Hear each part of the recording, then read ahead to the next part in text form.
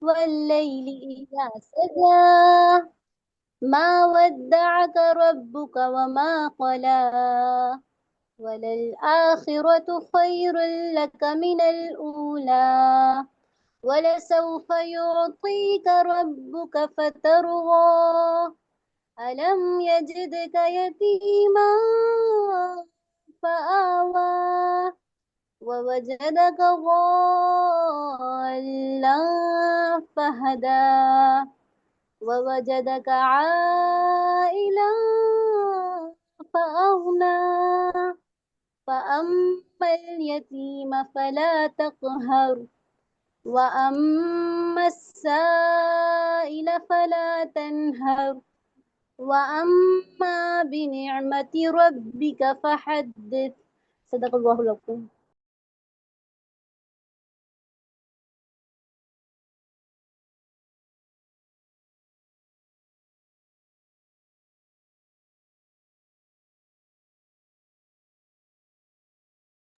Subhanallah.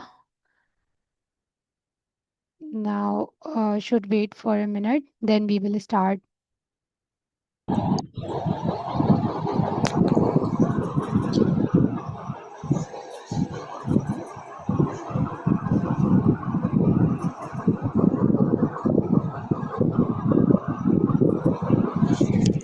Jazakallah Khaira for the beautiful recitation, Aisha Khan. Thank you for joining us. Now I would like to extend my heartfelt gratitude to all of you for joining us today. This platform has been built to connect physiotherapists and all the healthcare professionals, share knowledge and inspire growth together.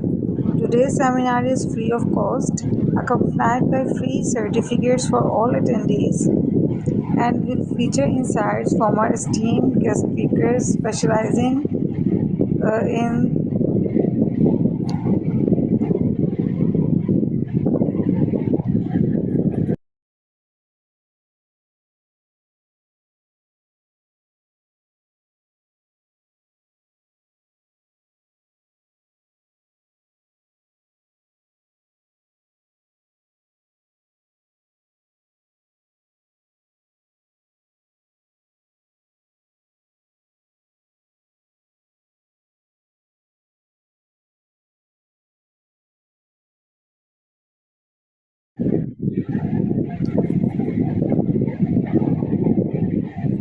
sorry for interruption. Our guest speaker for today is Dr. Asma Ahsan, and she is specializing in biochemistry. So, without further delay, let's move ahead and invite our respected guest speaker to share their valuable knowledge with us. Dr. Asma Ahsan, you can start.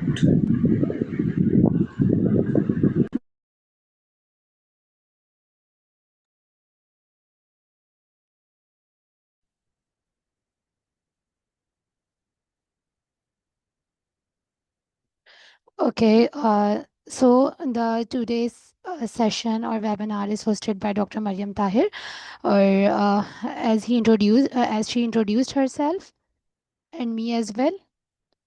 Now let's get started.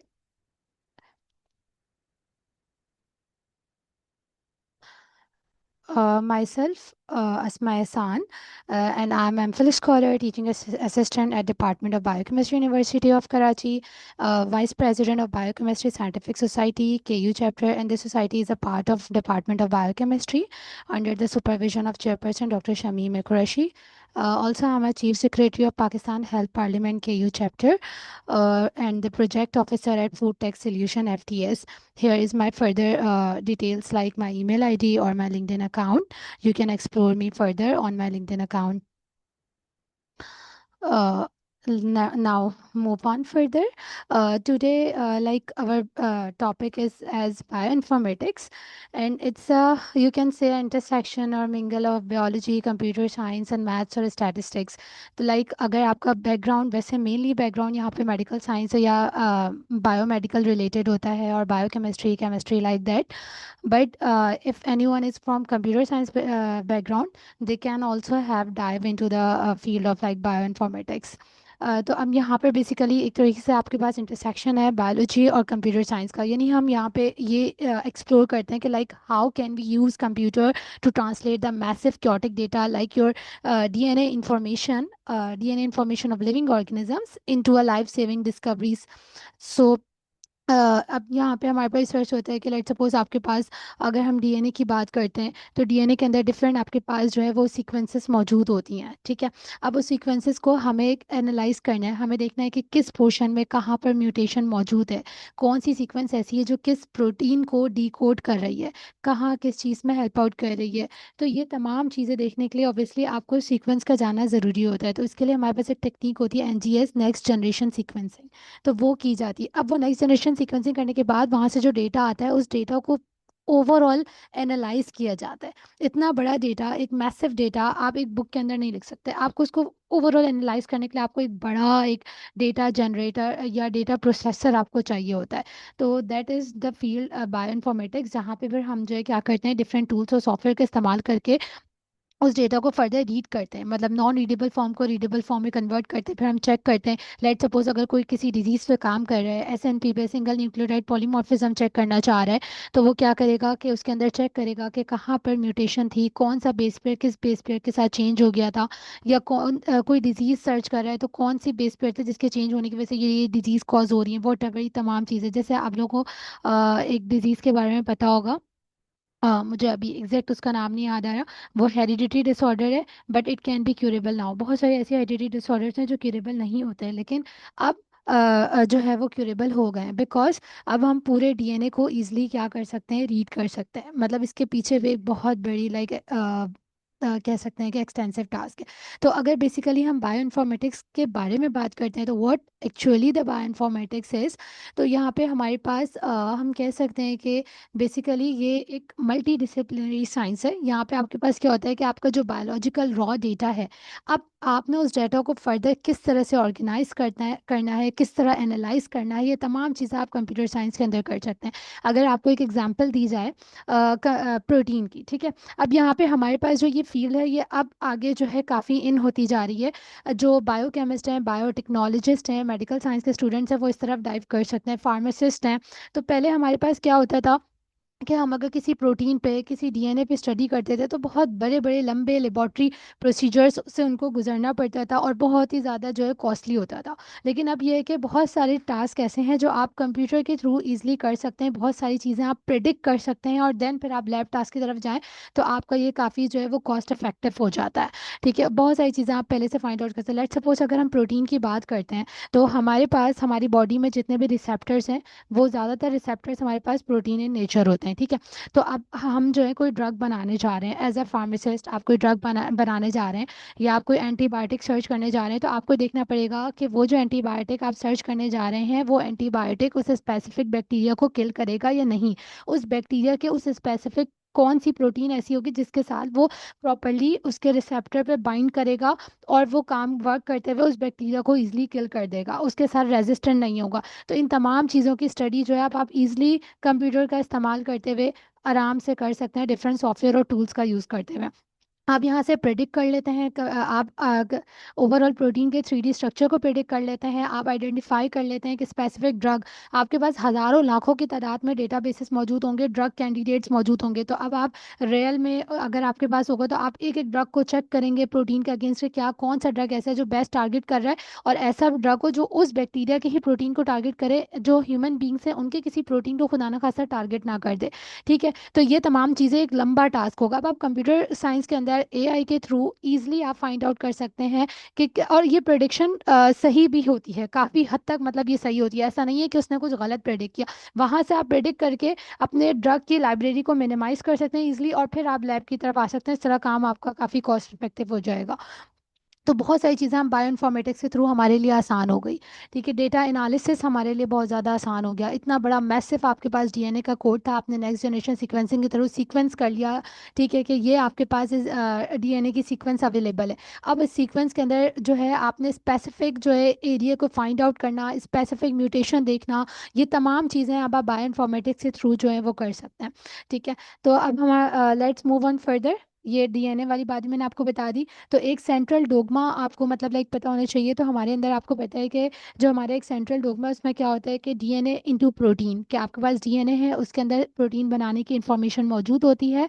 हमारे पास 2 step process होता है, transcription and translation. Through the transcription mRNA is formed and mRNA take the information from the DNA to make the specific protein, then move towards the cytoplasm जहाँ पर ribosomes मौजूद होते हैं और वो प्रोटीन बनाने में हेल्प आउट करते हैं, और देन वो प्रोटीन आपकी स्पेसिफिक बॉडी के अंदर फॉर्म्ड होती है। ठीक है, तो ये आपके पास एक सेंट्रल डोगमा है। तो अब फर्दर यही इंफॉर्मेशन हम कंप्यूटर साइंस के अंदर भी सॉफ्टवेयर्स का इस्तेमाल करते हुए, इसको यूज़ करते हुए हम क्या कर सकते हैं, प्रॉपर 3D प्रोटीन प्रिडिक्ट कर सकते हैं अपनी। हमारे पास सॉफ्टवेयर्स मौजूद हैं। One of the example is alpha fold structure, जो आपको अल्फा फोल्ड एक ऐसा सर्वर है, पहले अल्फा फोल्ड 2 था जो कोडिंग के थ्रू होता था। अच्छा, बायोइन्फॉर्मेटिक्स में लोग समझते हैं कि हमें कोडिंग आना बहुत ज़रूरी है, not necessarily at this level, but coding is a plus point. अगर किसी को पाइथन आती है it's a plus point, but without that you can also dive into the bioinformatics. ठीक है, तो आप उसके थ्रू क्या कर सकते हैं, ईजिली यहाँ से प्रोटीन स्ट्रक्चर बना सकते हैं। ठीक है, अच्छा, देन उसके बाद आपके पास सीक्वेंसेस के लिए आपके पास डिफरेंट डेटाबेसेस होते हैं लाइक यूनीप्रोट। वहाँ से आपको प्रोटीन की सीक्वेंस मिल जाएगी, आप वो सीक्वेंस लें और आप इजीली अपने उस पर बना लें।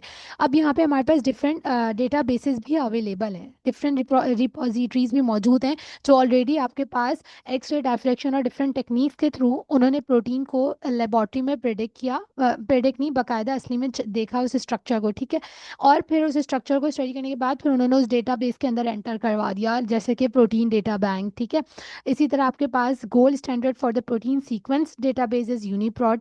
NCBI GenBank database is for the DNA और आरएनए सीक्वेंसेस। एनसीबीआई जो काफ़ी वास्ट डेटाबेस है, उसका जेन बैंक जो वो डीएनए और आरएनए के सीक्वेंसेस वहाँ पे अवेलेबल होते हैं। अगर आपको प्रोटीन की सीक्वेंस भी चाहिए तो you can search that as well.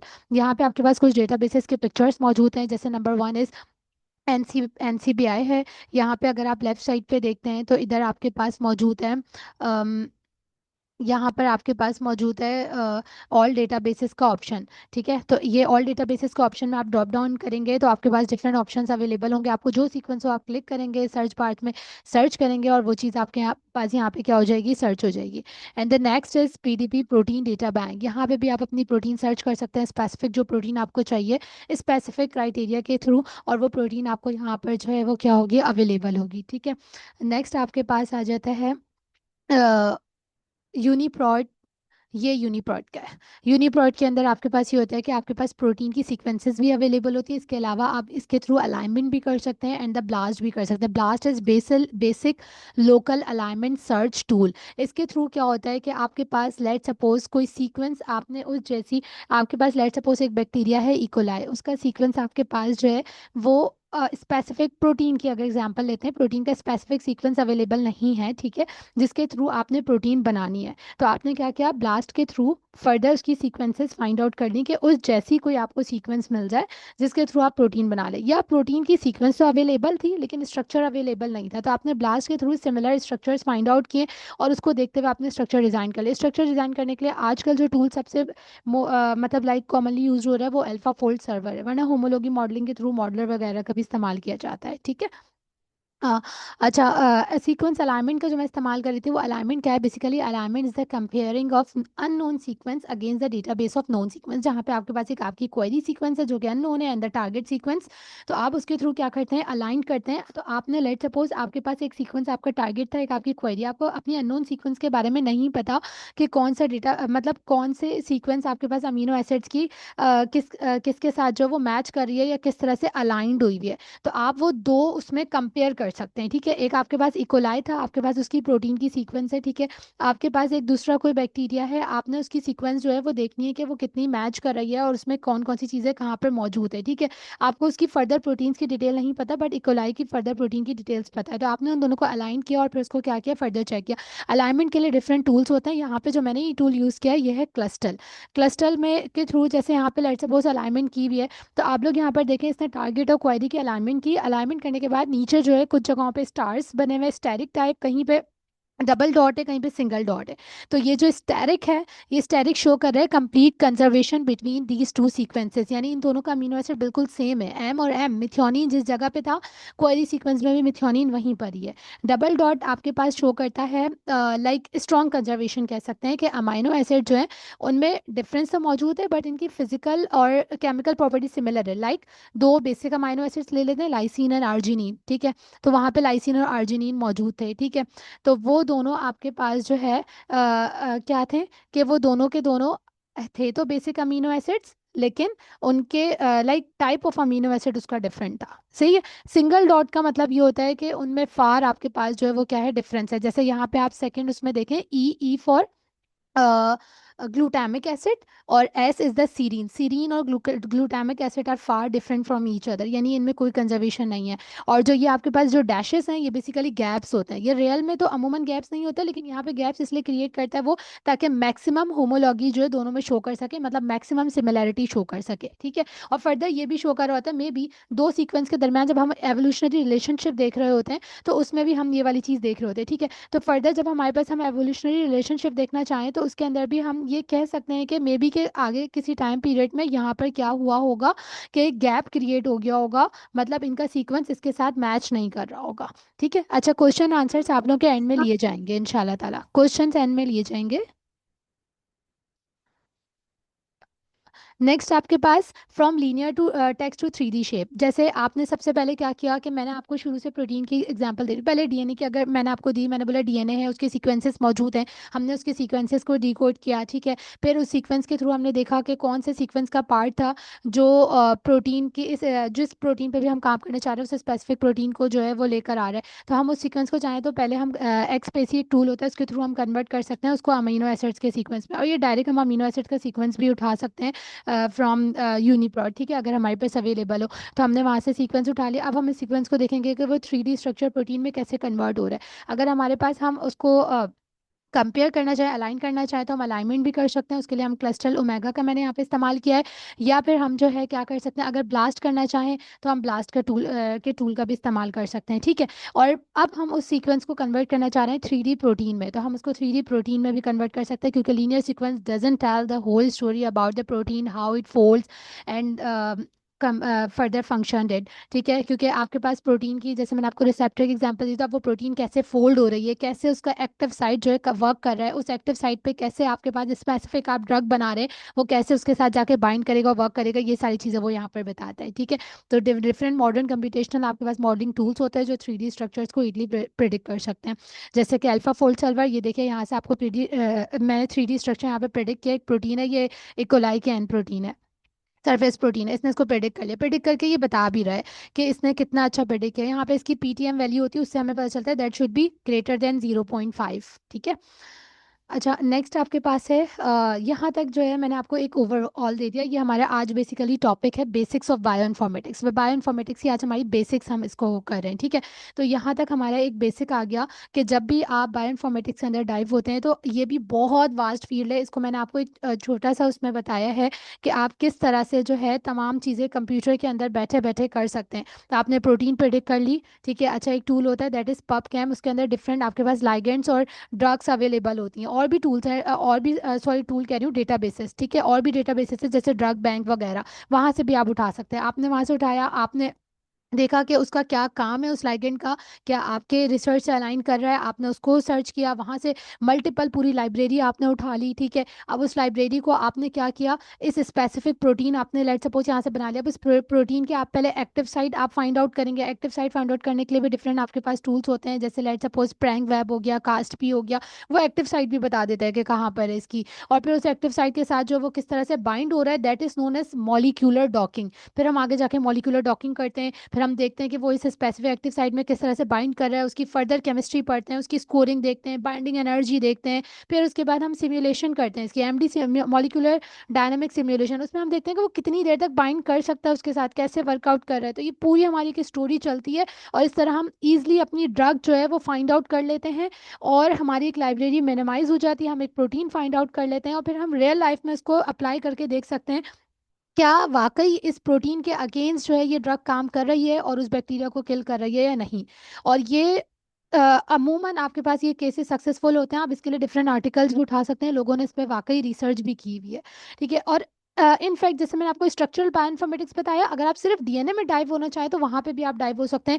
एक सर्वर हमारे पास है गैलेक्सी सर्वर, वो आपको पूरा डीएनए की जो है वो फर्दर डिटेल्स आप इजीली वहाँ से ले सकते हैं। जैसे आपके पास एक पूरा सीक्वेंस मौजूद है नॉन रीडेबल फॉर्म में, आपने उसको रीडेबल फॉर्म में कन्वर्ट किया, फिर आपने उस डीएनए की पूरी सीक्वेंस को जिनोमिक्स के अंदर आप वहाँ चले गए, तो आप वो भी कर सकते हैं, ठीक है। Real world impact white it matters, तो आप जैसे मैंने आपको ड्रग की एग्जांपल दी, पर्सनलाइज मेडिसिन की, इसी तरह वैक्सीन डिजाइनिंग, यहाँ आप इजीली, आपके पास बहुत सारे ऐसे टूल्स हैं जिससे आप वैक्सीन पे डिजाइन कर सकते हैं इजीली, ठीक है। सुपर बग्स आइडेंटिफाई कर सकते हैं जिसमें एंटीबायोटिक रेजिस्टेंट जीन, जिनोमिक के अंदर आपने जो है क्या किया, जीन्स के आपको डिफरेंट जीन्स पता चल गए, अब कौन सी जीन ऐसी थी वो उस स्पेसिफिक बैक्टीरिया में जो उस एंटीबायोटिक को रेजिस्टेंट कर रही थी, ठीक है, उस जीन के साथ हम वर्कआउट कर सकते हैं कि उसके थ्रू ये बैक्टीरिया वापस सेंसिटिव बन जाए, ठीक है, before they spread to the hospital, ठीक है। तो क्योंकि अगर ये एंटीबायोटिक रेजिस्टेंट जीन वाला बैक्टीरिया अगर हॉस्पिटल में स्प्रेड हो जाता है और किसी बॉडी में एंटर हो जाता है तो वो बहुत बड़ा आपके पास जो है वो नुकसान कर सकता है, क्योंकि वो फिर एंटीबायोटिक उसके अगेंस्ट वर्क नहीं करेगी। यहाँ पे एक छोटी सी मैंने पिक्चर लगाई थी प्रोटीन और लिगेंड की, कि वो किस तरह जो है अपने एक्टिव साइट में जाकर बाइंड होता है और एक कॉम्प्लेक्स फॉर्म करता है और फर्दर वर्कआउट करता है। लाइगेंड मीन्स वही कोई भी ड्रग, ठीक है, ठीक है। मिथ कहा जाता है कि you need to be a coder, और जो है हमारे पास ओके तो हम लोग वही मिथ बस्टिंग की बात कर रहे थे कि आपको कोडर होना ज़रूरी नहीं होता, ठीक है, आप जो है उसके बगैर भी इस पे वर्कआउट कर सकते हैं काफ़ी सारा। अच्छा, इसके अलावा जो है फर्दर अगर इसको मूव करते हैं, नाउ ओके, ये यहाँ पे हमारा ख़त्म हो गया है। You can say bio informatics turns massive biological data into the life saving knowledge, और होपफुली आप लोगों ने एंजॉय किया होगा। आज ही हमारा जस्ट एक बेसिक सेशन था, जो इसको लेके गए हम लोग, इंशाल्लाह फर्दर मोर आगे फर्दर प्लान्स हैं। फर्स्ट ऑफ ऑल मैं थैंक यू सो मच कहना चाहूँगी पीएमसी प्लेटफॉर्म का कि उन्होंने मुझे इनवाइट किया, और इंशाल्लाह फर्दर जो है फिर इसकी सीरीज़ चलेंगी, कि किस आप लोग चाहें तो ज्वाइन कर सकते हैं कि किस तरह जो है वो मॉलिक्यूलर डॉकिंग जो है वो किया जा सकता है, कि कैसे आप चेक कर सकते हैं कि प्रोटीन उस स्पेसिफिक लाइगेंड के साथ बाइंड कर रहा है, किस तरह आप वैक्सीन डिज़ाइन कर सकते हैं, किस तरह आप ड्रग डिज़ाइन कर सकते हैं, और एंड मैनी मोर, बहुत कुछ, डीएनए को किस तरह रीड कर सकते हैं, ठीक है, बहुत सारी चीज़ें इसके अंदर आ जाती हैं। यहाँ पे एक 5 मिनट का मैंने क्विज बनाया था, आप लोग इसको स्कैन कर लें और स्कैन करके इसको कंप्लीट कीजिए, देन फिर हम लोग क्वेश्चन आंसर का सेशन लेते हैं। Given you are 5 minutes for the quiz.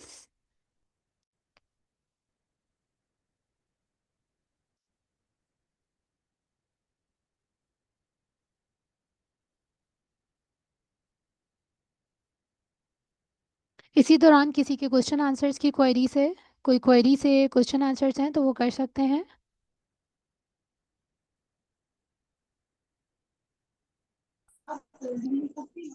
Asma, मुझे एक क्वेश्चन था, जो आपने नाइट्रोजनस बेसिस बताई थी, तो उसमें आपने बताया था न्यूक्लियोटाइड बेस, सॉरी, उसमें आपने बताया था स्टेरिक का, फिर आपने उसमें बताया था डबल डॉट्स का, तो मुझे बस वो कॉलन के बारे में जानना है कि वो कॉलन का जो आपने फिजिकली और केमिकली स्ट्रॉन्ग जो बताया था रिलेशनशिप, वो मुझे समझ नहीं आया।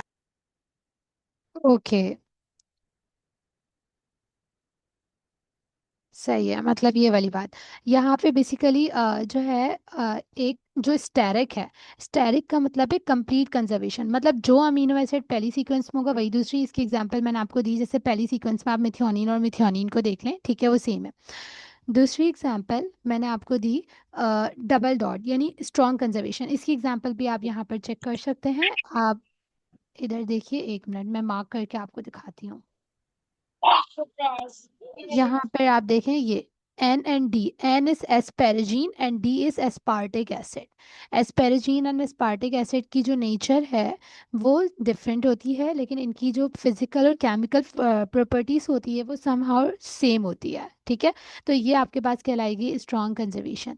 और सेमी कंजर्वेशन या वीक कंजर्वेशन आपके पास वो होती है जब सिंगल डॉट हो, मतलब कि यहाँ पे आपके पास ये दोनों के दोनों आपके पास डिफरेंट होते हैं, बिल्कुल सेम नहीं होते, ठीक है। जैसे कि आप मतलब आप कह सकते हैं कि डिफरेंट ही समझ लें, तो जैसे E is glutamic acid as a serine, both are different from each other, ठीक है।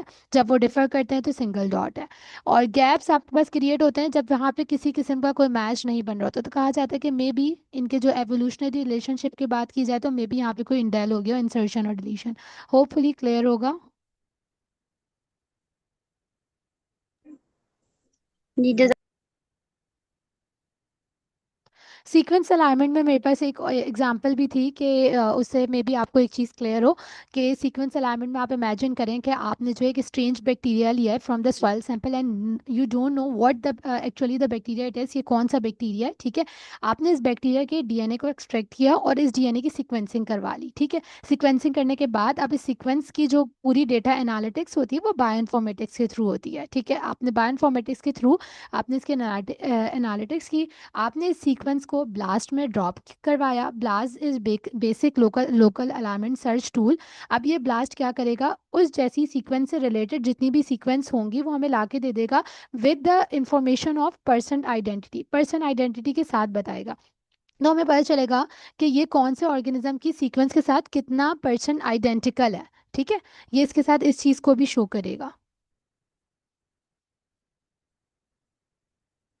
अब यहाँ पे हमारे पास ये होता है कि ये इसको शो करेगा और फिर ये चेक आपको बताएगा, यानी हम कह सकते हैं कि it's like a hyper advance spell checker, ठीक है। बिलियंस ऑफ कैरेक्टर्स आपकी जो डेटाबेस में थे वो विद इन अ सेकेंड आपको बता देगा कि कितने परसेंट मैच कर रहा है। तो लेट सपोज हमारे पास जो बैक्टीरिया था हमें नहीं पता था कौन सा, जब इसका सीक्वेंस ब्लास्ट में डाला तो मेरे पास डिफरेंट सीक्वेंस आई। अब एक सीक्वेंस मेरे पास आई थी एक बैक्टीरिया की, उसका नाम था फॉर एग्जाम्पल हम ले लेते हैं इकोलाई ही ले लेते हैं। इकोलाई आपके पास मौजूद था और उसकी पर्सन आइडेंटिटी 99% आ रही थी। तो हम कह सकते हैं कि मोस्ट पोटेंशियल चांसेस है कि ये मे बी इकोलाई ही हो और ये इसकी ये सीक्वेंस मौजूद हो। फर्दर फिर इस पर स्टडी की जाती है और फिर इसके प्रोटीन्स को जो है वो बनाया जाता है और फिर फर्दर इसको देखा जाता है। तो इस तरह जो है आप ब्लास्ट के थ्रू देख सकते हैं कि आपका एक अननोन बैक्टीरिया एक नोन बैक्टीरिया में कन्वर्ट हो सकता है। Quiz done from all of you?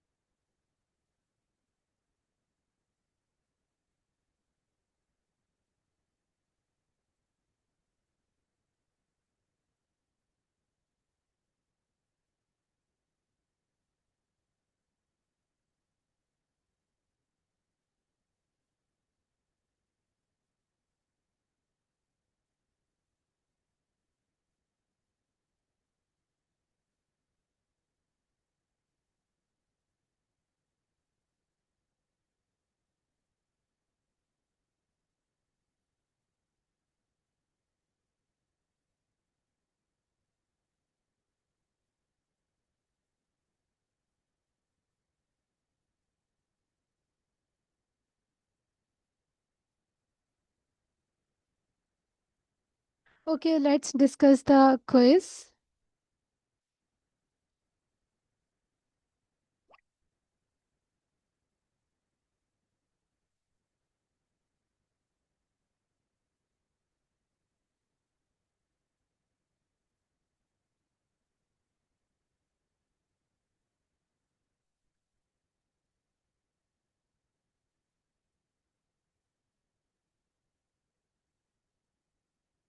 Number one is bioinformatics is primarily an intersection of biology, computer science, and mathematics. As I told you earlier, which biological molecule stores hereditary information permanently? DNA.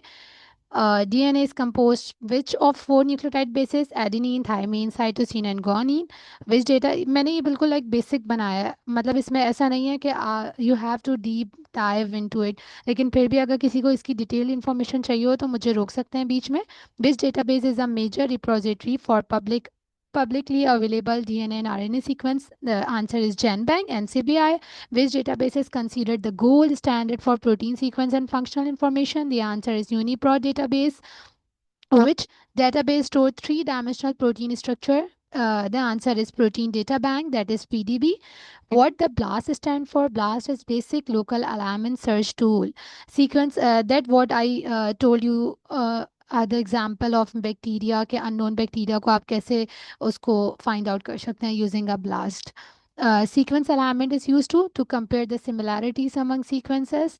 Why are gap introduced during sequence alignment? The answer is to represent insertion or deletion during the evaluation, or to increase its homology, like similarity. Bioinformatics helps to combat antibiotic resistance by identifying antibiotic resistant genes in the sequence of their DNA.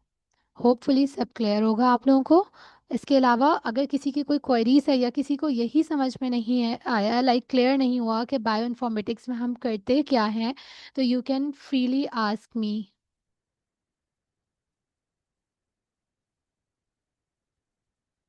Any question?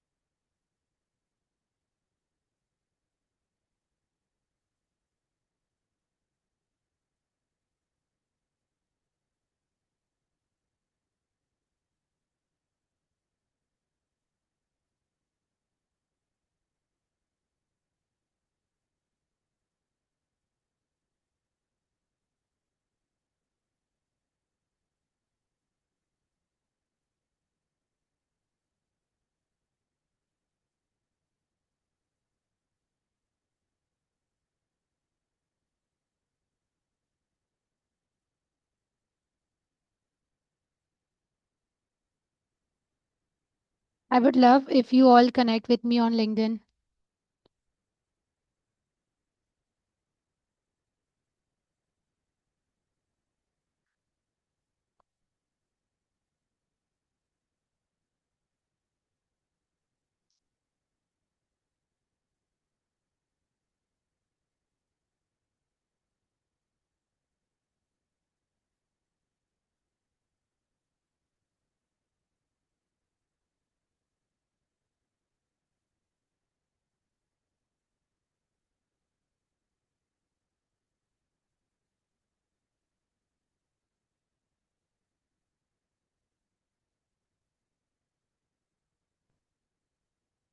जहाँ आज आप लोगों ने learn किया overall bioinformatics के बारे में, कि किस तरह से आप जो लैब में पढ़ते हैं, लाइक लैब में आप लोग परफॉर्म करते हैं, आई मीन उसको किस तरह कंप्यूटेशनल टूल के थ्रू आप इसको फर्दर लेके जा सकते हैं. अब मैं आपको अगर कोडिंग का बताऊं, जैसे पाइथन का मैं कह रही थी कि आप लोग अगर पाइथन सीखें, that's the tool related to artificial intelligence and machine learning.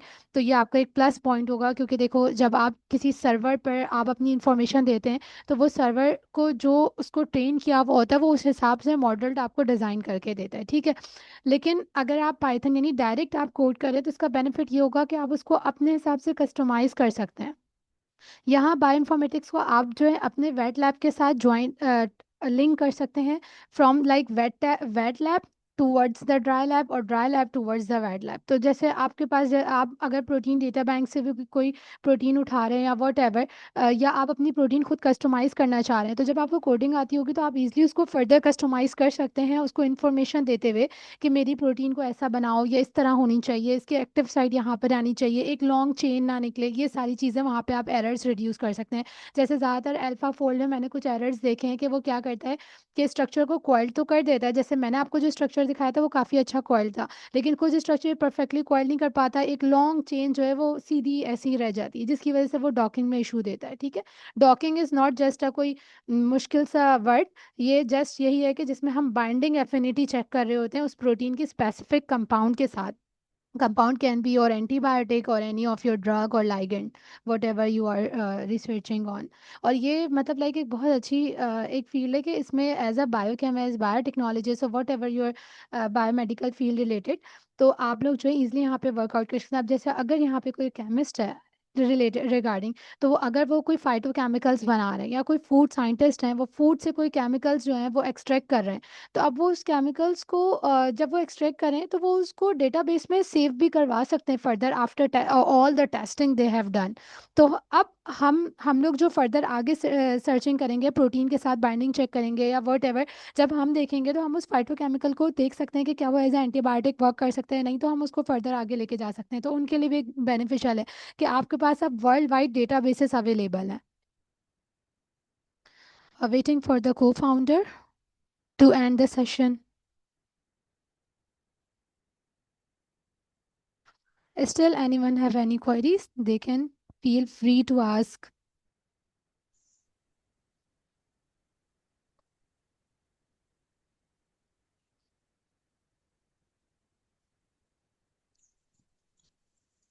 Alhamdulillah, with the grace of Almighty, we have successfully completed our webinar of PMC Professional Hub on basic of bioinformatics.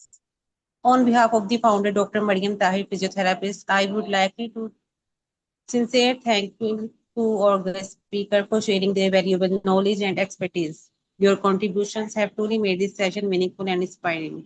A big thank you as well as to all participants and teammates for joining us today.